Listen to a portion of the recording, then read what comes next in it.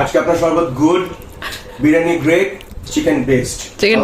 আমার বাসায় তেমন একটা কেউ আসে না। ওই তো হুটহাট দুই একদিন যদি কেউ আসে।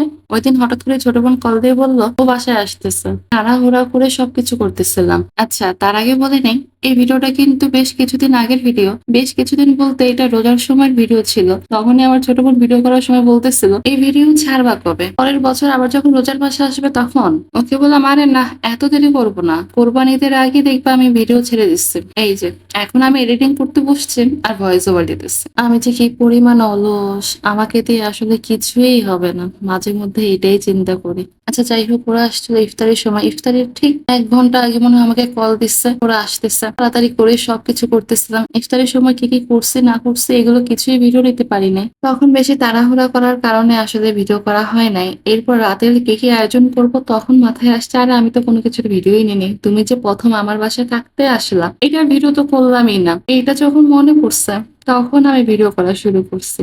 রাতে আর তেমন কিছুই রান্না করি নাই। আমার বাসায় যা যা ছিল এগুলোই ওদেরকে রান্না করে দিচ্ছি। পরের দিন সকালে যেহেতু আমাদের নাস্তা খাওয়ার কোনো ভেজাল নাই, সকালে ঘুম থেকে উঠেই রেডি হয়ে চলে গেছে বাজার করতে।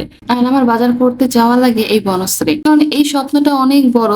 আর এই স্বপ্নতে গেলে বেশিরভাগ সময় ফ্রেশটাই পাওয়া যায়। আমরা যেহেতু গরুর মাংসটা কিনবো তাই চিন্তা করছি এখানেই চলে আসি, আর এখানে যাওয়ার পর ফ্রেশ গরুর মাংসটা পাবো এইটা আমরা নিশ্চিত ছিলাম। আর এই তো গিয়ে দেখলাম গরুর মাংসগুলো ভালোই আছে। এখান থেকে গরুর মাংস নিয়ে নিলাম। আরো কিছু টুকিটাকি কেনাকাটা আমরা করতেছিলাম, সেগুলোর ভিডিও আমি আর করি নাই, কারণ আমার মাথায় একটা টেনশনই ছিল বাসায় গিয়ে এখন আমার আবার রান্না করতে হবে। এখন আমি এখান থেকে যত তাড়াতাড়ি বাজার করে নিয়ে যেতে পারবো তত তাড়াতাড়ি বাসায় গিয়ে আমি রান্না করা শুরু করে দেব। এই বাজার করতে এসে আমার যত বেশি দেরি হবে আমার রান্না করতে তত বেশি দেরি হয়ে যাবে। এই তো বাসায় এসে বাজারটা কোনো মতে একটু গুছাইছি, গুছানোর পরেই সবকিছু রান্নার প্রিপারেশন করতেছিলাম। বাজার করতে যাওয়ার আগে বাদামগুলোকে ভিজে রেখে গেছিলাম। আসার পরে হুসামকে আমি বাদাম ছিলতে দিচ্ছি। হুসাম আমাকে এই বাদামগুলো ছিলে দাও। আমার বাচ্চাটা মানে আমাকে সব কাজে সে হেল্প করবে। বাদামগুলো নিয়ে এসে বলে এই নাও মাম্মি, হয়ে গেছে। ওর কাছ থেকে বাদামগুলো নিয়ে ব্লেন্ড করলাম। এরপর আমি একটু রান্নাও বসিয়ে দিলাম। হুসাম ওই দিন ওর মামা আর ছোট পাপাকে পেয়ে অনেক খুশি ছিল। ওর পছন্দের দুইজন এসে পড়ছে, ওর আর কি লাগে।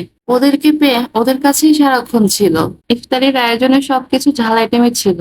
তাই চিন্তা করলাম একটু পায়েস রান্না করে ফেলি, তাহলে ভালো হবে।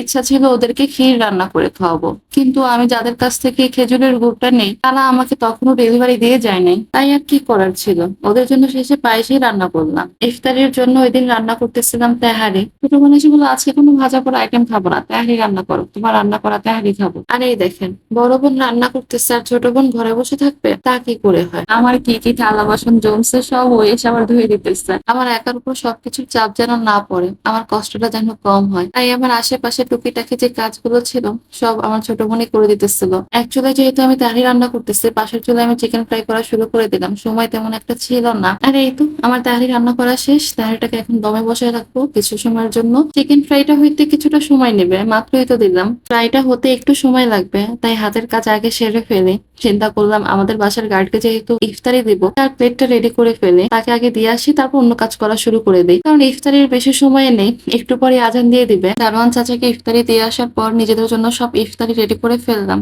এই তো সবকিছু রুমে নিয়ে আসছি, আর এখন সবাই আলহামদুলিল্লাহ একসাথে ইফতারি করলাম। ইয়াম্মে বলে মারাত্মক।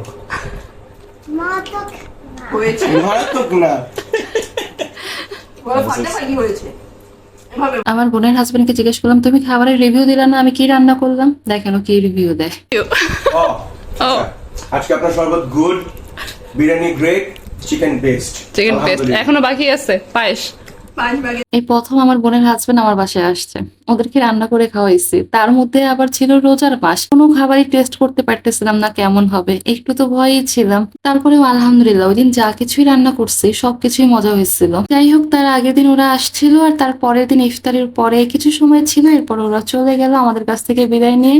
আর যা যা নিয়ে আসছিল আসলে আমি কিছুই ভিডিও করি নাই, শেষে এই কয়টা জিনিস ছিল এগুলোই ভিডিও করছি। আজকের ভিডিওটি এই পর্যন্তই। ভালো থাকবেন সবাই। আল্লাহ হাফেজ।